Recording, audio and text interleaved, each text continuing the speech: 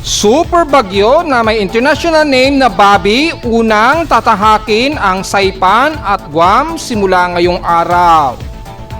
Pero mananatili pa ring maliit ang posibilidad na tumama o maglandfall sa anumang malaking kalupaan ng bansa. Pero pinaghahanda pa rin sa magiging epekto ng enhanced habagat sa buong bansa simula next week. Pero kasalukuyang easterlies magdadala muna ng mainit at maalinsangang panahon sa ilang bahagi ng silangang parte ng bansa, kabilang na sa Metro Manila. Kalat-kalat ng mga pag-ulan iiral mostly dyan sa baba ng silangan ng Bicol Region at Aurora Region at ilang bahagi sa katimugan ng Mindanao bunsod ng extension ng Sepestra. At panibagong magnitude 5.3 na naman, nagpayanig na naman dyan sa bahagi ng Balut Island o sa bandang Sarangani sa katimugang bahagi pa rin ng Davao Occidental. Inaasahang patuloy na aftershocks dyan pa rin sa paligid pa rin ng Glan at Sarangani, pinag-iingat.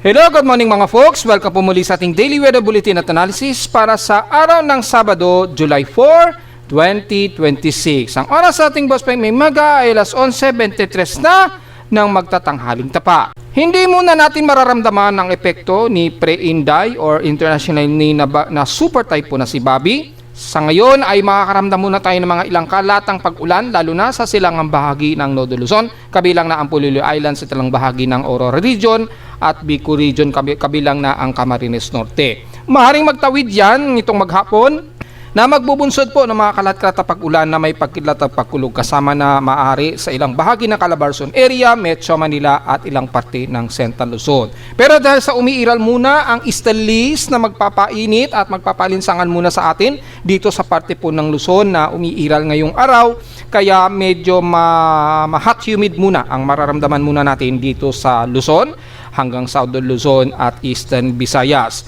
At dahil sa umiiral po ang ating easterlies muna, magkakaroon pa rin tayo ng mga afternoon rain showers at ang ilang mga pagkulog at pagkidlat, which is nakataas ngayon ayon sa Data Feed Pag-asang Thunderstorm Advisory as of 10:34 AM dito sa bahagi nga po ng Siquijor at Leyte, Southern Leyte. So most area ng Visayas area, kasama na ang parte ng Bohol, syempre apektado na rin malamang ang Cebu kahit na hindi nila isinama dito. At most of western and eastern portions ng Visayas, kasama na sa western portions sa Antique at Negros Occidental area, dyan sa area ng Kalat Brava.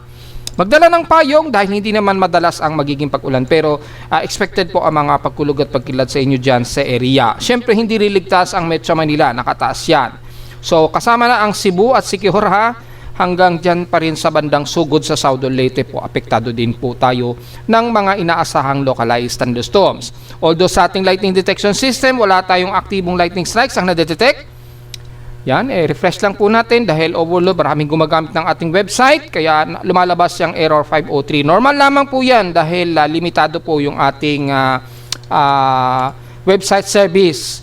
Sinasabihan na nga ako ng mga ibang foreigner na mag-upgrade ako. Kaya lang wala tayong sapat na resources na pagkamahal-mahal talaga ng internet service. Yan. So, medyo pasensya lang po talaga muna. I-refresh lamang ninyo na i-refresh until na may mga ibang visitor ang umalis sa ating webpage at bumaba yung visitor count para ma-view na po natin yung ating webpage. So, konting tiyaga lang po muna mga folks. At mula sa ating lightning detection, meron tayong 3 lightning strikes muna.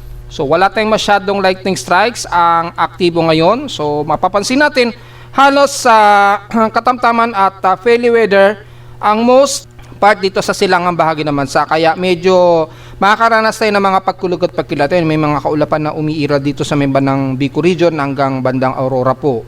Sa kanluran, dahil pa rin sa influence pa rin ng habagat natin na nahahatak mula sa monsoon trap nitong si Bagyong Baisak na dating Bagyong Henry, nagkakaroon pa rin ng mga pag-ulan at maulap na himpapaw rin dyan sa mamandang Kalayaan, Gupup Islands. At ilang bahagi pa rin sa kalurang parte ng Luzon hanggang southern part ng Luzon at Mimaropa area. Although mga manaka-naka lang na mga aasahan lang tayo ng mga isolated rain showers at localized thunderstorms yan. So mula sa amin ay pinamalayo naman yung range. Nasa 366 po ang pinakamalapit lang sa amin sa Caloocan so far. At patuloy na nadedetect ang active pulse ng lightning detection mula rito sa amin sa Caloocan. Ibig sabihin, patuloy pa rin ang mga pagkulog at pagkidlat na nadedetect ng ating aparato. Ayan o. Patuloy na nadedetect ng ating aparato yan at mula yan sa may bandang West Philippines yan at pagitan ng South China Sea. Pero dito naman sa bandang landmass, so far wala tayong aktibong lightning strike. So normally wala tayong masyadong deviate o detected na lightning strikes. Pero expected mga puksa, yung ating forecast storm prediction nakataas sa 100% hanggang this Sunday, mataas ang chance na pag-ulan. Ngayong araw. Bukas, at least 40% daw ang uulanin dito sa amin sa Caloocan. Well, depende yan sa galaw ng ating weather pattern. Ngayong buong araw, hanggang bukas po yan ng linggo. Pero patuloy na makakaranas tayo ng mga ganong klase ng weather pattern po dahil umiiral po ang ating easterlies. Sa ating current conditions, overcast, gloomy haze at partly cloudy sa amin sa Caloocan. So, in-expect po natin na madalas magiging makulimlim tayo at medyo umaaraw-araw. Kita naman sa ating live CCTV snapshots. Sa lowest temperature na natala na weather station kaninang 5:02 AM nakatala kami ng lowest of 27.7 degrees Celsius. Kahapon, well, gaya nga po na sinasabi natin, medyo hot humid tayo since kahapon, pumalo ng 34.5 degrees Celsius. Ang aming highest air temperature kahapon ng hapon ito ng 1:43 PM. At sa ating heat index, well, asahan natin, pumalo yan ang 51.6 degrees Celsius, ang pinaka-highest heat index na naitala sa amin sa Caloocan. So, ibig sabihin lamang yan, kung titingnan natin sa pinaka-heat index nationwide, as of 10:50 AM ngayong maga, naka 50.3 degrees Celsius po kami. So, medyo mataas at least 45 to 46 degrees Celsius ang computed, estimated ko yan na heat index sa amin sa Caloocan. Samantala sa forecast, hanggang 45 degrees Celsius daw ang aabutin sa amin na pinakamataas na heat index. Pero in real time, nasa 50.3 degrees Celsius po, 50.3 degrees Celsius po ang inabot ng aming heat index. Kaya medyo maalinsangan kami dito sa amin sa Caloocan. At despite mataas po yung ating humidity, well, malagkit-lagkit na alinsangan kami dito sa amin sa Caloocan. Sa automatic weather station naman, mula kay Pag-asa sa data feed nila, nationwide, nanguna ang Dayat Camarines Norte na may 46 degrees Celsius at pumapangalawa ang Lawag Ilocos Norte na may 45 degrees Celsius na highest heat index. Samantala sa ating PX Extremes in past 24 hours, nangunguna naman ang Apari sa may pinakamainit na temperatura at 36.2 degrees Celsius.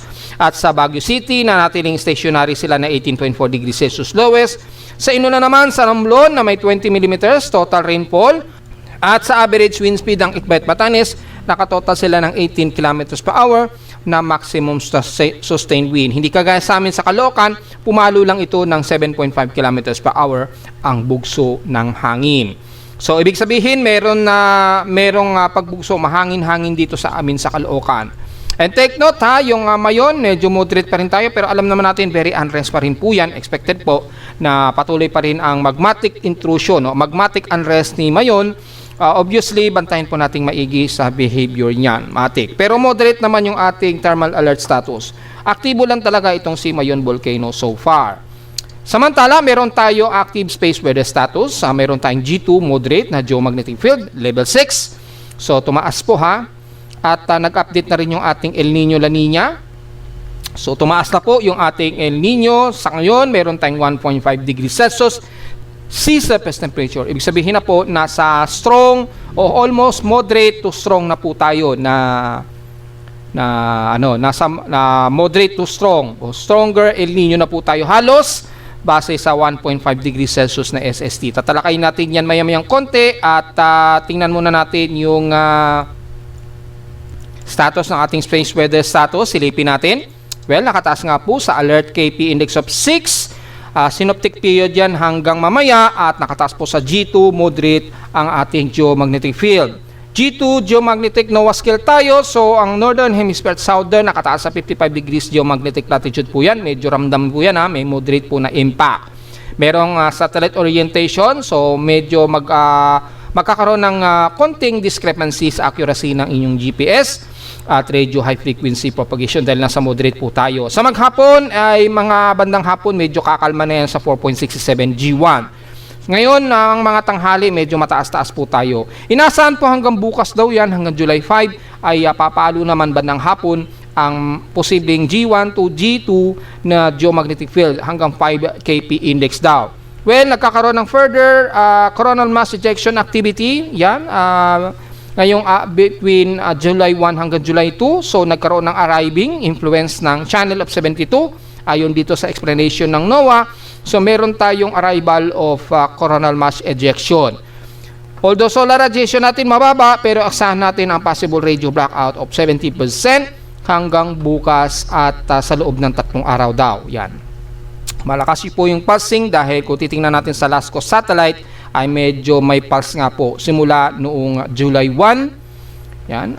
Titingnan natin dito kung makikita nyo po yung pinaka-pulse mula sa LASCO probe. Yan, makikita nyo po biglang mayroong burst. Ayun, nagkaroon ng burst. So, nakita nyo mga around 1 o'clock position, nagkaroon ng slightly burst ng coronal mass ejection. Medyo towards sa Earth ito kaya medyo naramdaman natin yung significant impact.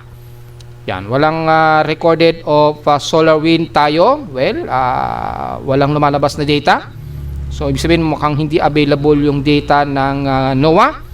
At sa ating sunspot number, ito yung dahilan kung bakit medyo meron tayong CME. Although palihis na ito sa Earth, hindi masyado, malakas lang, widespread yung burst ng CME. So nagkaroon tayo ng burst dito sa side na ito.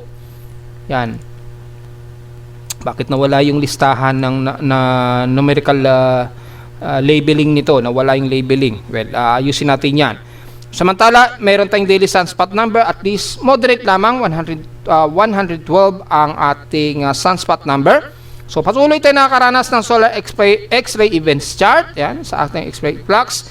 At patuloy na at least madalas moderate po ang X-ray event. Although significantly nagkaroon lang tayo ng mga R2 na at least nagmo-moderate po yung ating X-ray chart, yung X-ray flux na nag-arrive sa Earth dahil nga po nagkaroon nga po ng mild na arrival ng CME dahil nga po sa malaking sunspot. And kitang-kita naman po dito yung pagtaas ng maximize ng 6.7, ayun, mula kahapon po yan. At then ngayong araw at least naglalaro mga around 2.3 to 3.84 yung kanyang R1 o M level category. Yan, o M category R2 6.74 mula kahapon. Yan. Yan po yung maliwanag yan mga folks, at kasalukuyan meron tayong current X-ray flux at 21.6 or 2.1 na CME arrival. Yan, kitang-kita naman po yan sa ating report. So moderate naman, pero meron tayong solar photon flux ngayon. Nag-arrive at is 1.5. Yan ang so far ang pinaka highest peak, 1.2 to 1.5. Yung ating 10 mega yung pinaka proton flux natin, yung corresponding of mega electron volts, nakatumbas po niyan sa surface yan ng sun. So meron tayong arrival ngayon, although mababa naman siya, below S1, so walang masyadong problema. Pero expected na G2 geomagnetic field moderate daw tayo ngayon, ayun, KP6. Nagamit ito oras sa Pilipinas, 8 o'clock ito oras sa atin sa Pilipinas. Yan. 8 o'clock AM nag-arrive sa Earth. So nagkaroon tayo ng moderate G2. So kasabay ng ating stellies, medyo parang may mararamdaman tayo na parang may maala microwave impact. Nasasalo naman ang ating magnetosphere, pero matindi po yung impact sa ating magnetosphere. Grabe po yung distortion pagdating dito. Pumalo ng mahigit 30 to 50 nanotesla yung estimated arriving point. So malakas yung salo ng ating magnetosphere niyan. Pero siyempre may nakakatagos pa rin yan sa surface ng Earth, kaya medyo nararamdaman pa rin natin. Wala naman tayong masyadong TEC range, kaya lang yung auroral activity nga po, North and South Pole, ayan po, above 90% yung NOAA extrapolated natin ngayon. So matatanaw yan sa mga dark side ng Antarctica, lalo na kitang-kita dyan, at South America. At sa North America naman, tanaw na tanaw yan ngayong gabi dyan sa kanila, sa northern part ng Amerika. Yan. Matatanaw po yung auroral activity ngayon dyan. Tanaw na tanaw po nila dyan. Yan. latest, kiklik natin, nagagalaw natin. So yun po, makikita po yung extrapolated, mataas ang ating D-radium absorption, nasa moderate po na tayo 20 MHz. So, apektado po ang Pilipinas. Sa ngayon, sa atin nakatutok yung extrapolated na D-radium absorption, so medyo meron tayong distorting ng bahagya sa ating radio frequency. Ito po yung plasma density ngayong July 4. Ayan. Although lihis naman siya, hindi directly mula sa pinaka-burst ng CME, kaya lang malakas po yung solar wind niya at yung magnetosphere event, i-impact sa ating magnetosphere. So medyo poor pa rin tayo at 65% na solar probability base dito sa ating pinaka weather data ng solar radar, solar data. So malakas po ang pulsing nito at effective sa ating mundo, although moderate, minor to moderate naman ang significant impact.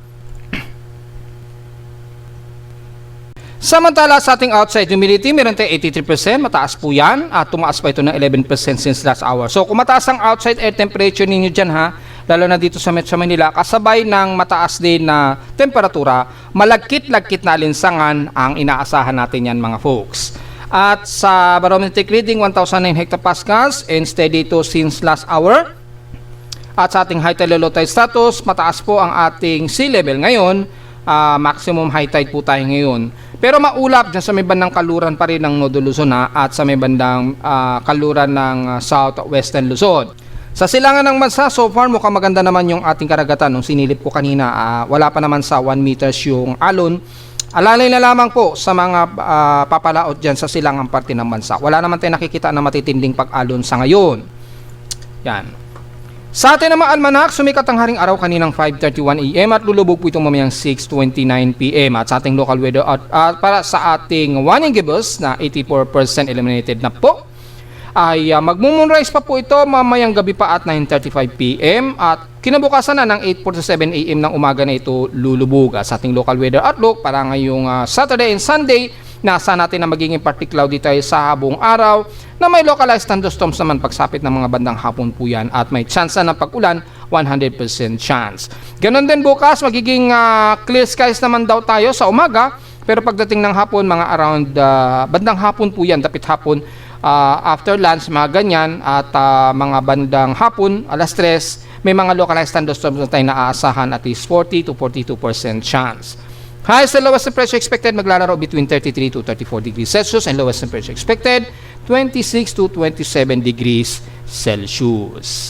So diretso muna tayo sa ating ginagamit na satellite imagery. Makikita natin halos sa katamtaman ang most areas ng Nodo Luzon, although may mga part dito sa most Cloudy tayo na iiral.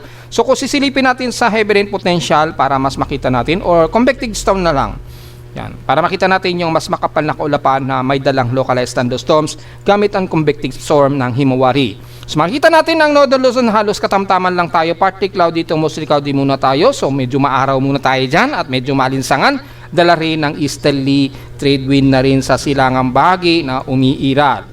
Ang easterlies po, magdadala po yan ng medyo maalinsangang panahon na may kasamay din ng mga localized thunderstorms lalo na sa mga bandang hapon po kapag nag-i-interact yung medyo malamig na temperatura dito sa kanluran. At dahil sa patuloy pa rin ang pag-iral ng monsoon trap at nahahatak na southwest monsoon dito sa bandang southwestern Luzon at sa most western portions ng bansa natin, nakakaranas ng maulap na panahon ang ilang bahagi pa rin ng Luzon, kabilang na ang bandang Pangasinan, hanggang Pangasinan at ilang parte ng Zambales. Although halos hindi ganun kakapalan ang mga kaulapan dyan ngayon. Mas maulap at mas maaraw pa rin ang inaasahan natin na paligid dyan. Hindi kagaya dito sa parte po ng Aurora region na magiging mas maulap at asahan ng mga localized thunderstorms ang inaasahan natin. Kitang-kita naman po dito sa pinaka-satellite imagery ng convective storm. Nagkakaroon ng medyo convective dito. So nagkakaroon ng mga localized thunderstorms ang bandang Aurora, dyan sa may bandang Dingalan, Gabaldon, Infanta Quezon, Polillo Islands, at ilang parte pa rin dyan sa may bandang Calabarzon area, kasama na ilang parte ng Laguna, Santa Maria, Pila, Luisiana, Caluan, Lukban, Tayabas, papasok na yung ng Tayabas, Quezon na hanggang Lucena. Hanggang Calamba, Laguna naman, na ilang parte ng Batangas, Alipa, hanggang Tagaytay na medyo magiging partly cloudy to mostly cloudy po tayo. So, yung mga pag-ulan maaring isolated, probably mga light to moderate showers, and some heavy, depende sa magiging accumulated ng water vapor dito. Pero malinaw naman na mataas po ang forecast natin. Kabilang nasa ilang bahagi ng Metro Manila na very gloomy type overcast at may localized thunderstorms din ang iiral. And the rest ng Northern Luzon halos maninipis lamang ang kaulapan, so medyo mas katamtaman at fairly weather naman tayo dyan. Kasama na ang Ilocos Region, Cagayan Valley, Mountain Province, yan. Pababa na yan ng Ifugao hanggang Nueva Vizcaya at San Jose at Nueva Vizcaya at Cabanatuan. The rest naman ng Southern Luzon, well, katamtaman tayo pero mostly cloudy, partly cloudy to mostly cloudy tayo lang sa bandang Camarines Region, Quezon Province hanggang most of areas ng Camarines Sur. Magiging katamtaman ang Catanduanes, ilang bahagi ng Iriga, Legazpi, Albay at Sorsogon. Isolated lamang ng mga pag-ulan ang iiral sa maghapon. May mga localized thunderstorms po dahil sa umiiral natin na easterlies.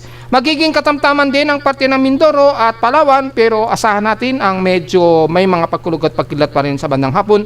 Dahil sa medyo umiiral pa rin yung southwest monsoon dyan, nahahatak na monsoon trough mula kay dating bagyong Henry pa rin. Although manipis na lamang ito na medyo palayo na rin, magkakaroon lang tayo ng mga kalat-kalat na pag-ulan na may pagkilat at pagkulog lalo na sa dulong-dulong bahagi ng Batara sa Balabac. So very isolated lamang ng mga pag-ulan ng maring ulanin sa may banang Colion, Palawan, Mapa El Nido man yan o Puerto Princesa. Ganon din ang iiral sa may banang Occidental Oriental Mindoro. Nagkakaroon ng partly cloudy to mostly cloudy tayo dyan at all times na may mga inaasahang isolated case na mga light to some moderate rain showers, localized thunderstorms. And the rest naman, kabilang na ang isla ng Marinduque, Romblon, Masbate, Manyano, Burias Island, katabi ng bandang Bico Region ay magiging katamtaman din tayo. Partly cloudy to sa mostly cloudy lamang tayo na wala tayong masyadong magiging problema sa mga pag-ulan po. Manaka-naka lamang ay inaasahan nating mga pag-ulan na may ilang pagkidlat at pagkulog lamang. Ganon din sa most western sections ng Panay Island, Negros Region at sentro ng Visayas, Mapasibo, Monyan, Bohol, o Southern Leyte. Puro lamang mga isolated lang na mga pagkulog at pagkilat ay inaasa natin. Silipin natin yung BO3 para mas maliwanag.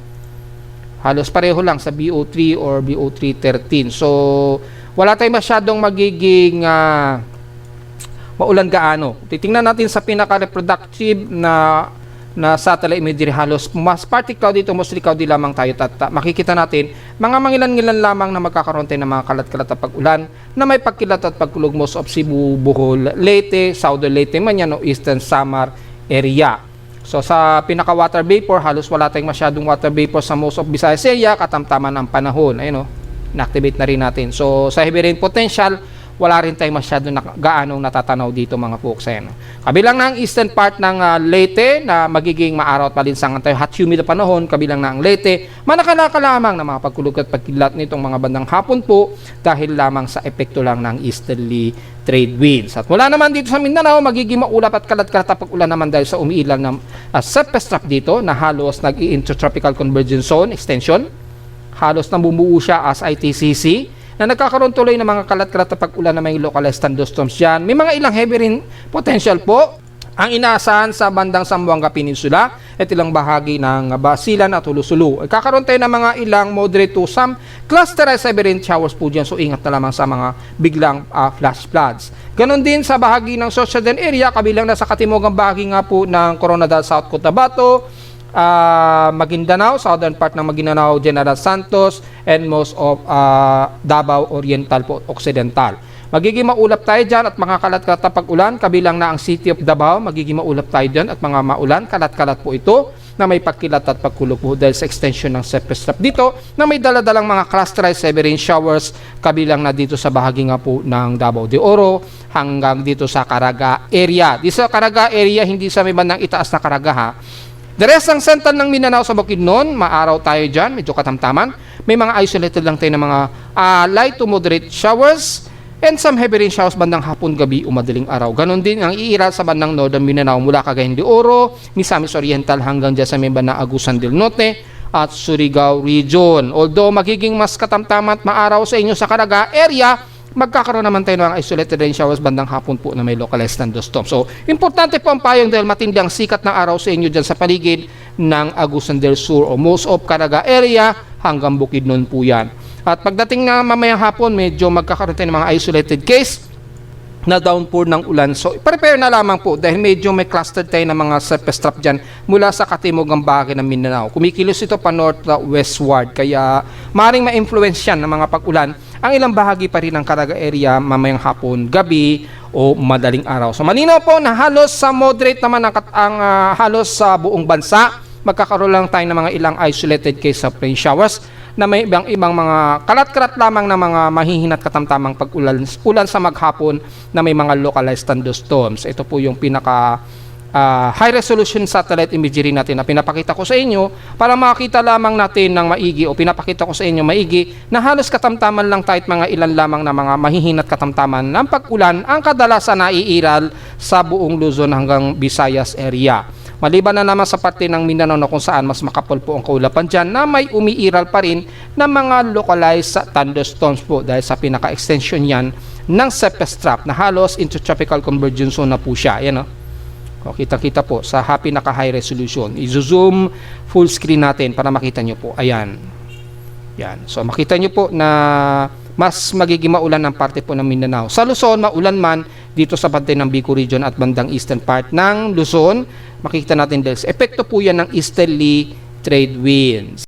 So dito naman tayo sa ating ginagamit na computer-generated tropical cyclone sector. Well, as expected, ay isa na po itong category 5 super typhoon. Mukhang ito na yung pinakamalakas na bagyo natin so far. Idabot ng more than 250 kilometers per hour po. As of 8 o'clock AM, itong si super typhoon na sa may international name na Bobby o Pre-Inday naman sa atin sa Pilipinas. Oras pumasok na ito ng Philippine Area of Responsibility next week. So na as of 8 o'clock AM, ang central air pressure na nito ay sobrang baba na po at 922 hectopascals. 1 minute average sustained wind dito ay 259 kilometers per hour.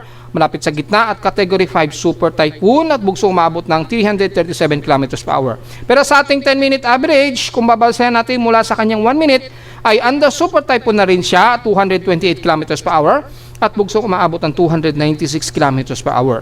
Bumagal ang pagkilos niya pa west-southwestward muna ng bilis ng 13 km an hour. So bumagal po ang kilos niya. Ibig sabihin po kapag bumabagal ang galaw ng bagyo ay humahaba lalo yung duration ng pagkilos niya habang kumikilos pa hilagang kanluran. So dahil bumagal po siya, yan po yung magiging epekto at makikita natin sa pinaka-satellite imagery, actual na satellite imagery ng NOAA. Mukhang hindi yata functional pero nakita naman natin yung pinaka-sentro niya ay kitang-kita na unti-unti naapektuhan na po ang bandang Guam.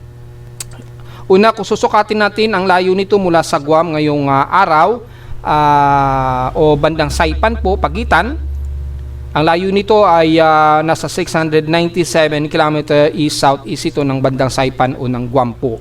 So nakataas na po, itinaas na ata ng Guam government ng Amerika ang alert level 3 sa kanila. Maaga na silang nagtaas ng alert level dahil alam nila sila talaga unang babayuhin ng grabing super bagyo na ito sa kanila. Kaya medyo ipopostpone na nila ilang celebration ng Independence Day sa kanila. Dahil Independence Day kasi ngayon sa Amerika. Tingnan natin, 8 hours ahead tayo. So baka mamaya pa po yung sa kanila mga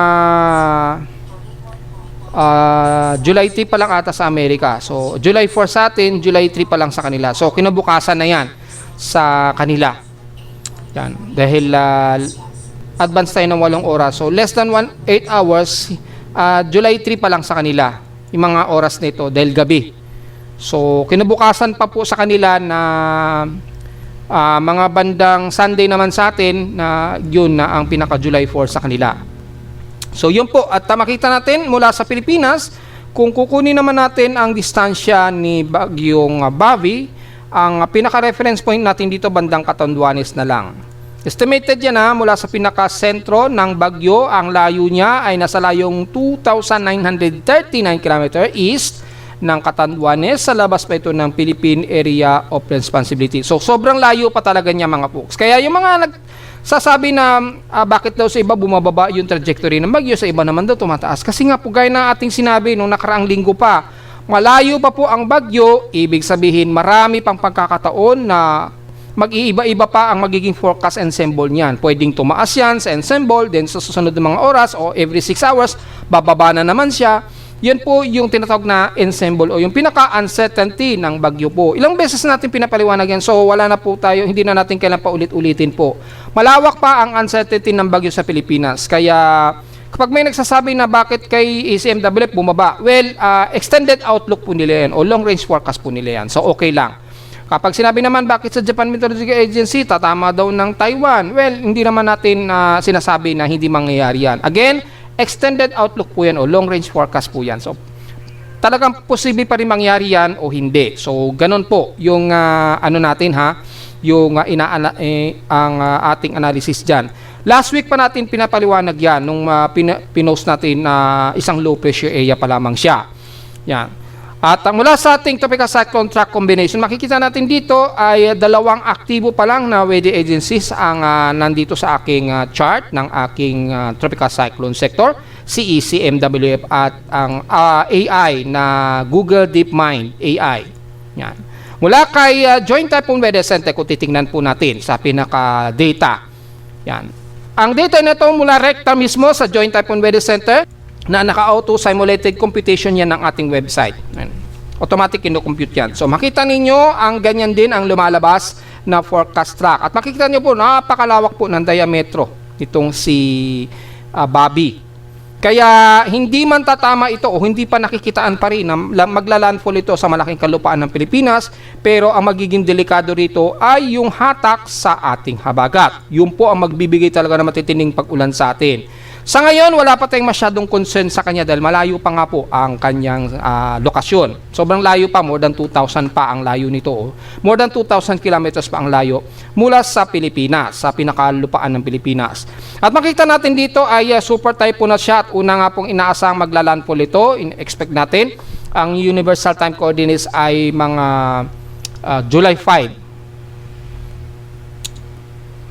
July ano pala? Teka. O mga July 5 nga. Nasa natin mga July 5 po ng mga around alas 8 o bandang tanghali sa kanila ay umaga o mga bandang maghapon ay lalandfall na ito dito sa bandang Guam o Saipan. Apektado po ang buong Guam niyan at Saipan at Northern Mariana Islands po niyan. Ayun o. Hanggang asais na yan. So, anong araw yan? Monday. So, between bukas at hanggang Monday ay raragasain ang paligid nga po buong Guam at Saipan yan. So, sila muna ang raragasain yan. Then, ine-expect na papasok ito ng Philippine Area of Responsibility sa darating po ng Miyerkules next week. According dito kay Joint Typhoon Weather Center, dito 8 o'clock ng umaga. So, ibig sabihin, either madaling araw sa atin, mga madaling araw siguro, or umaga, ay inaasahan na papasok ito ng Philippine Area of Responsibility. So, inaasahan next week po, mga Wednesday ito next week. In-expect mga madaling araw or umaga ng July 8 ay papasok na ito ng Philippine Area of Responsibility. At dito, bago pumasok ng Philippine Area of Responsibility, una munang mararamdaman ang epekto ng enhanced habagat sa bahagi po ng Mindanao muna. Bakit? Ang galaw po kasi ng inflow ng hangin, pagpasok niya ng PAR ay ganyan muna. Yan iniisa-isay natin. So maapektuhan muna ang halos buong Mindanao area niyan pagdating ng Wednesday. And then pagdating ng mga around Thursday, mga ganyan hanggang Friday, unti-unti mararamdaman na yan ng mga taga Southern Visayas, Central Visayas, ang epekto ng habagat. Kaya dyan ay yung mga kababayan natin sa katimugan ng bansa, ngayon pa lamang maghanda-handa na po tayo dahil una muna kayo ang maapektuhan ng habagat, hindi muna masyado dito sa parte ng Luzon. Kailan ba mas maapektuhan ng parte ng Luzon o Southern Luzon? Mga estimated po yan, mga around mga Thursday or Friday. Yan. Depende po sa movement speed ni Inday. Depende yan sa magiging kilos niya kasi baka bumilis bigla ang kilos niya, mag 20 kilometers yan o 17 kilometers. Pero kung mga around 13 kilometers an hour yung galaw niya, pahilagang kanluran, ay unti-unti mararamdaman mo na yan ng mga taga Southern Luzon, yung impact ng enhanced habagat. Pag sinabi natin mas matinding impact ng enhanced habagat, tingnan nyo po yung range ng kanyang diametro. Napakalaki po niyan mga folks. At dahil malakas po yung pinaka-steering ng inflow ng monsoon trough niya rito. Yan. Pagdating po yan ng mga bandang Thursday o Friday. So, lahat ng sa bandang kanluran ng bansa ay mas matinding ulan ang mararamdaman yan at naasahan, ine-expect na natin yan, ina-anticipate na natin na magkakaroon ng matitinding pagbaha po dyan sa area na yan. Kasama na ang bandang Panay Island, Negros region man yan, o mula sa Mindanao, kasama ng Zamboanga Peninsula, Palawan, yan, pagdating po ng mga test day yan next week. And then pagdating ng mga weekend, estimated ahead of time na po yan, damay na po ang buong Southern Luzon yan. Pag ang sentro ng bagyo, mga bandang rito na siya. Let's say, gumanon yan. Halimbawa lang po, ganyan na naging trajectory niya. Pagdating dito, ay apektado na ang Metro Manila, mga siguro Friday, Saturday, ganyan. Susunod na linggo, estimated ahead of time. Apektado na po ang buong Southern Luzon yan, Bicol region. Lalo na ang Metro Manila niyan, hanggang Central Luzon. Pag nandito na yung pinakasentro ng bagyo, yan, estimated yan, depende. Dahil again, magbabago-bago pa po yung mga forecast ng trajectory yan. Posible pang mas bumaba yan, pwedeng mula rito, baka biglang bumaba yan dito, baka biglang magbatanes yan, or baka biglang mag-Taiwan yan, or posible namang hindi, o mas maaga ang recurve niya. Yan. Malawak pa rin yung kanyang cone of uncertainty. Hindi naman natin sinasabi na porket ito na yung forecast track ngayon, ay ganyan pa rin yan bukas. Hindi po. Magbabago-bago pa po yan habang malayo pa yung bagyo. Dahil kung titingnan niyo po sa pinaka-combination ng forecast and symbols, malawak pa po ang kanyang cone of probability o uncertainty. Ayun, malawak pa po mga folks. Kaya yung mga nagsasabi na bakit sa iba magta-Taiwan? Hindi naman natin sinabing hindi magta-Taiwan yan. Dahil again, malawak pa po yung cone of uncertainty. Posible pa rin niyang mag-Taiwan or posible pa nga po mas bumaba yan. Ito, merong isa rito na nakaturo sa may bandang Batanes, Coop Island. O, ano ba to? Ano bang track to? Di ba Atlantic? So, bandang Atlantic o GPS yung forecast. So, may pagkakataon pa rin na posible pa rin may posibilidad pa rin talaga na pwedeng tumama pa rin yan ng Batanes. Kasi nga po, malawak pa rin yung cone of uncertainty. Kung i-general uncertainty natin, ganyang kalawak yung kanyang cone of uncertainty. Yan po, ganyang kalawak yan mga folks. So, pwede sa loob ng cone na yan, pwedeng bumaba, pwedeng tumaas, pwedeng mas dumaos-dos, pwedeng mas tumaas. So, hindi naman natin sinasabi na iisa na ang magiging galaw niyan. Marami pa pong pagkakataon na magtatataas o magbababa pa yung mga forecast niyan habang malayo pa po ang bagyo. So, again, hindi pa po finality ang lumalabas na mga forecast na kagaya na lamang nito. Hindi ibig sabihin ganyan na kaagad yan. Hindi po. Pwede pa pong magbago yan. Anytime, every 6 hours naman po yung update niyan. Kay Pag-asa, every 6 hours na rin sila to 8 hour po. So, magbabago-bago pa yan. Hindi pa natin pwedeng sabihin na ganyan na talaga yung final track niyan. Hindi po. Mula naman kay DeepMind o Google DeepMind, sa ngayon, ito po yung forecast nila. Since wala pang available kasi si Pag-asa at GMA mula dito, gusto ko kasi lumalabas dito sa aking webpage. Ayan, inasa na natin mga banda nga po, mga Wednesday talaga ng madaling araw o umaga, papasok din ito ng Philippine Area. Ito, medyo malawak ang kanyang cone of uncertainty. Tatlong klase kasing artificial intelligence nito. Yung tinatawag na NEXT, AI NEXT, NextGen, at yung natural. Yung WP, yung pinaka-next. Better Next, at ano ba isa? NextGraph. Tatlo kasing AI ng Google DeepMind. Tatlong klase yan.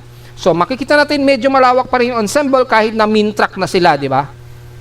Pero mas malaki dito yung probability, dalawa kasing nandito na dadaan na Okinawa. At meron namang isang magta-Taiwan pa, halos magta-Taiwan pa. Ibig sabihin, hindi pa talaga final. May pagkakataon pa na pwedeng dumaos-dos pa yung galaw ng bagyo. Yan Pero kung mapapansin naman natin, wala pa sa ngayon tayong nakikitaan na tatama sa anumang kalupaan ng Pilipinas sa ngayon. Pero again, hindi pa natin sinasabi na hindi yan tatama. May posibilidad pa rin yan na bumaba yan anytime. Kaya nga kailangan tutukan maigi ito. Kahit man hindi ito maglandfall, ay magiging peligro pa rin po itong Sea Inday sa atin, sa bansa. Dahil ang magiging problema nga po natin, yung matitinding ulan na dala nito, lalo na sa pag-enhance sa ating habagat, lalo na next week na.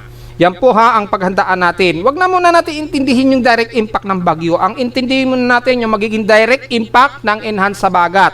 Yun po ang dapat nating tututukan dito. Kasi yung pagtama sa Pilipinas ng direct landfall ng bagyo sa ngayon kasi ay napakaliit pa talaga Pero yung epekto ng enhanced Habagat, halos 100% apektado na tayo talaga yan. Yung forecast talagang halos 100% na po talaga na wala tayong ligtas sa epekto ng enhanced Habagat. Yun lang po masasabi natin. Kaya ang tututukan natin dito yung magiging impact po ng enhanced Habagat. Hindi yung direct landfall ng bagyo. Kasi again, ang direct landfall ng bagyo sa Pilipinas sa ngayon ay napakaliit pa talaga. Pero yung epekto po ng enhanced Habagat sa atin, lalo na sa kanluran, ay napakalaki na po ang tsansa. Halos 100% na nga po mga folks Kaya una, mararamdaman niya ng mga taga Mindanao sa darating nga po na mga bandang mga Wednesday na nga po yan. Mga Tuesday o Wednesday. Tuesday ng gabi o madaling araw o Wednesday.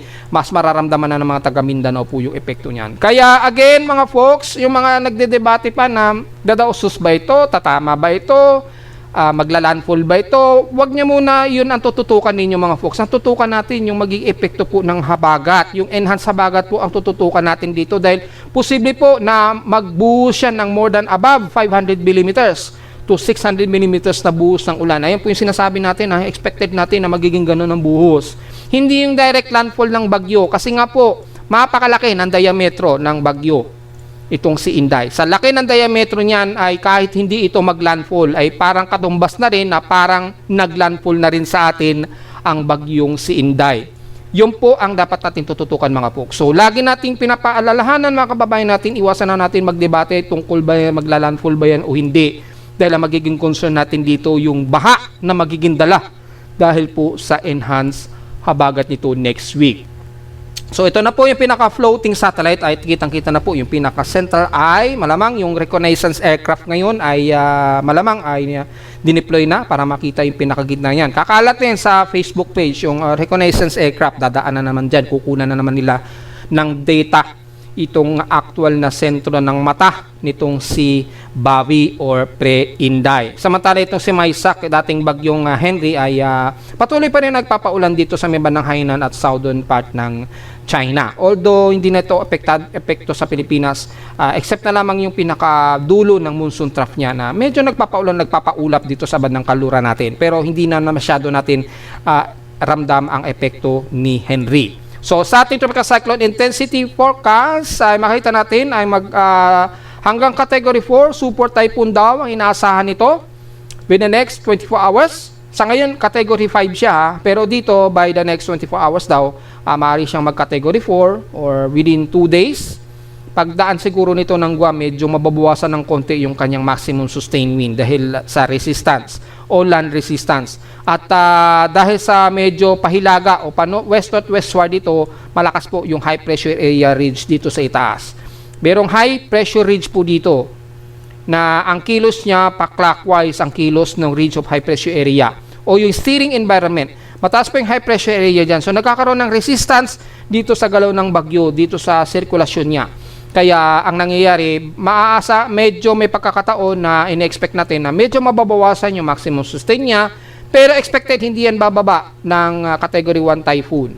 Magkakaroon lang ng medyo resistance habang kumikilos ito pa west-northwestward. Magkakaroon ng resistance dahil nga po sa steering environment, yung vertical wind shear sa kanya at yung bahagyang pagbaba ng sea surface temperature habang lumalapit ito sa boundary ng Philippine Area of Responsibility. Dito kasi mas mainit pa malapit sa Guam. Pero pagtawid dito ng Guam, medyo bawas ng konti ang sea surface temperature. Although mataas po ang ating El Nino, so yung influence ng El Nino, maaaring magpang-abot pa rin dito sa lagpas ng Guam yung epekto ng 1.5 o 1.4 to 1.5 degrees Celsius ng sea surface temperature ng dagat. Dahil sa El Nino, nasa moderate El Nino na po kasi tayo.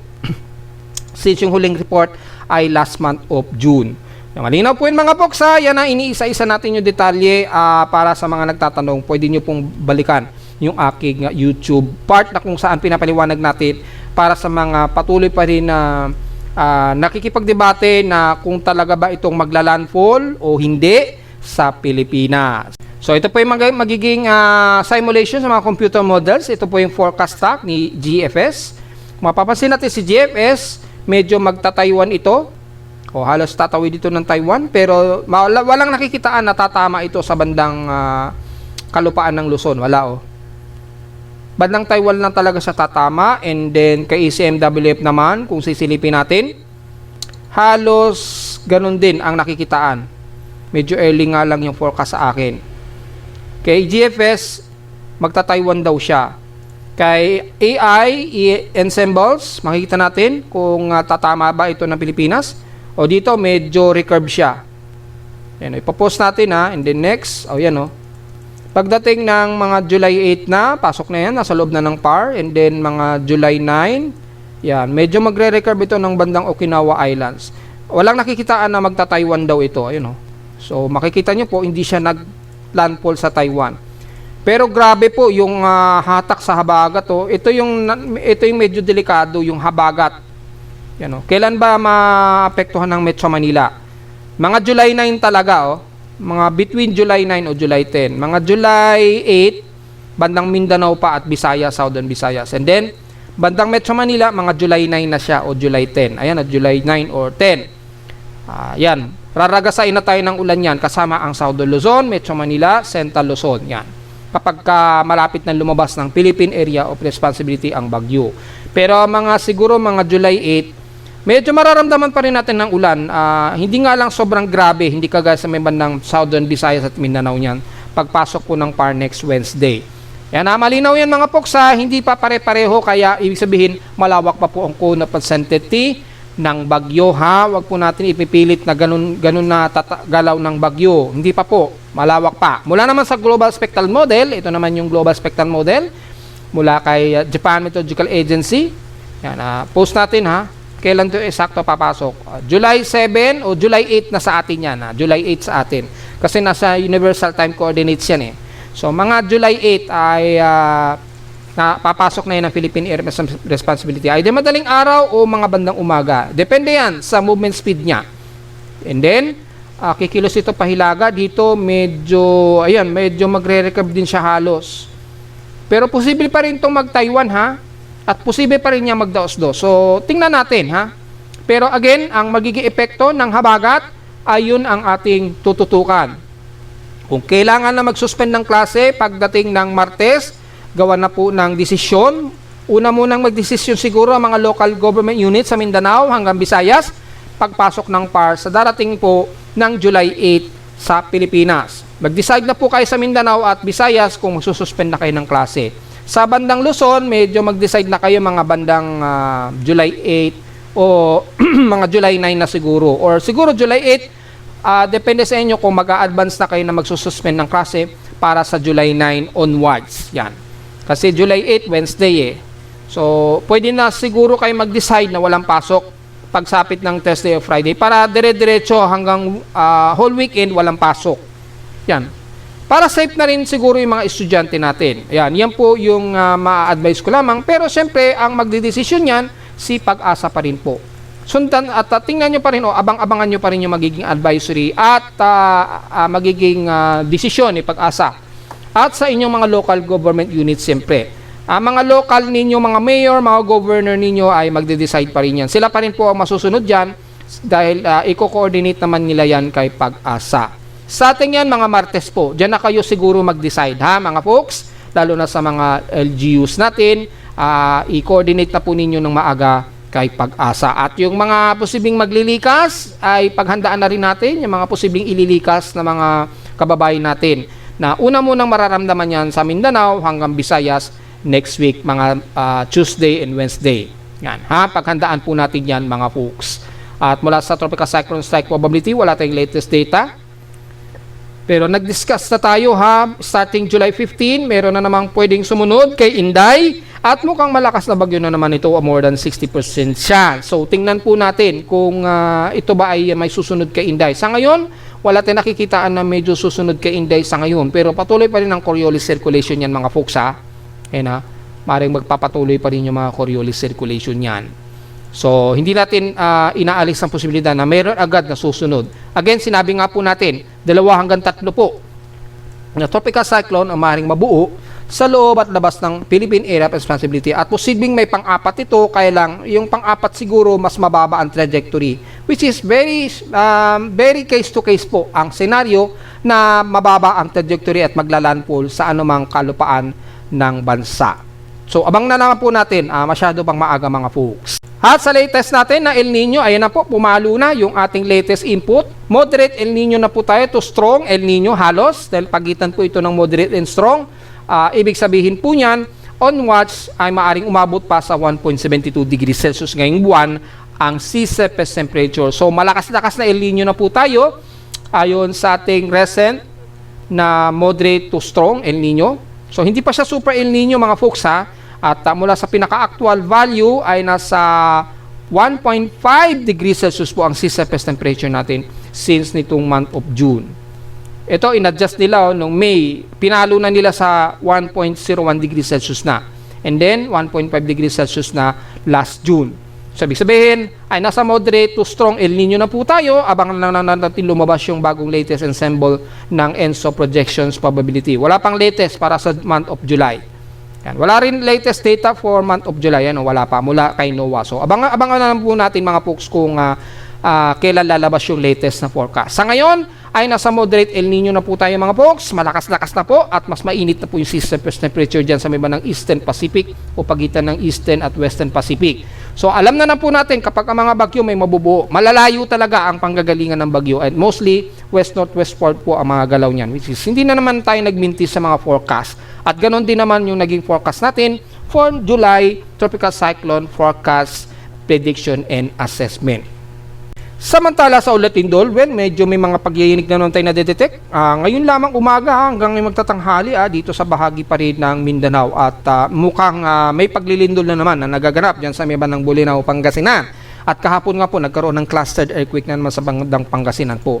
So medyo paghandaan po natin yun mga folks dahil sunod-sunod na naman yung pagyayinig. Lalo na't meron na namang magnitude 5 na naitala dito sa bahagi pa rin ng Sarangani. Mula kanina madaling araw, mayroong magnitude 4 dyan sa may bandang Balot Island, kaninang 3:09 AM. Pero ito ang medyo malakas. Ang magnitude 5.3, mababaw ito. So malamang intensity 2 to intensity 3 po ito. Nararamdaman na naman yan sa paligid ng Sarangani. Ingat mga folks. Kaninang 10:21 AM nga lang ngayong umaga po, nagkaroon ng magnitude 5.3 dyan. Total earthquakes ngayong ngayong umaga ay nasa total of 52 earthquake count na po tayo. Ayan o. Dami kagad na clustered earthquake at meron na naman kagad na isang magnitude 5.3 kagad. So, meron na kagad tayong malakas na lindol na naitala at kung titingnan naman natin